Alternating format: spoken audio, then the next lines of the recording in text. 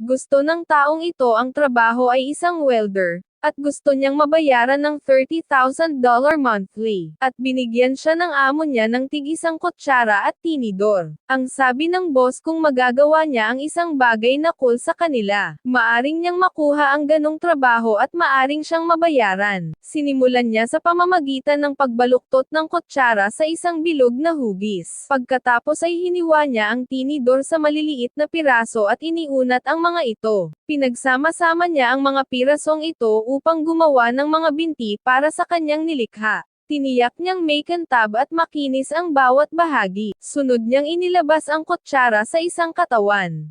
Pinakintab niya ito hanggang sa ito ay may pakitang parang perlas. Nagtunaw siya ng ilang dagdag na material upang makagawa ng isang maliit na piraso para sa ulo. Binutis niya ito sa wakas ay inilagay niya ang lahat para makagawa ng isang higanteng gagamba.